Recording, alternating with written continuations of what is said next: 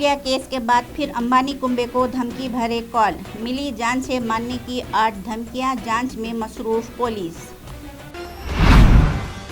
इस साल बरतानवी राज से हिंदुस्तान की आज़ादी के 75वीं सालगिरह मनाई जा रही है, जिसने इबाम में मज़ीद इजाफा कर दिया, क्योंकि लोग हैरान हैं कि क्या इस साल का यौम आज़ादी 75वां है या 76वां। शाहरुख खान के बेटे अबराम ने लहराया झंडा, मोहब्बत और खुशी का किया इजहार।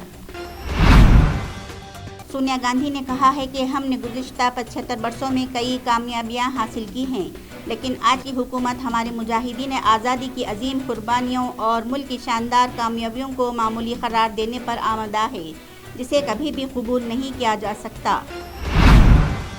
यौम आज़ादी के मौके पर सलमान खान ने मदाहों को तोहफा दिया। 21 अप्रैल की रिलीज़ तारीख का ऐलान, टाइगर 3 2023।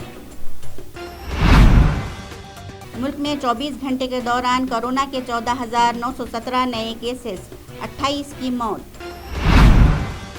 तेलंगाना 8 साल में सबसे मजबूत इक़्तिसादी ताकत बन गया, केसीआर का दावा।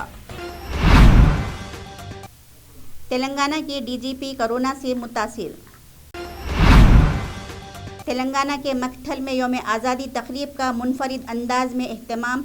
फजर के बाद कुरान ख़वानी और मुस्लिम मुजाहिदीन आज़ादी के लिए की गई मग़फ़िरत की दुआ।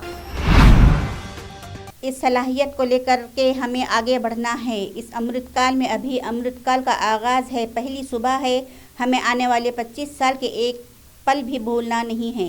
एक एक दिन का वक्त, हर एक लम्हा, ज़िंदगी का हर एक ज़र्रा मादरे वतन के लिए ज़िंदा रहना, और तभी आज़ादी के दीवानों से हमारी सच्ची श्रद्धांजलि होगी।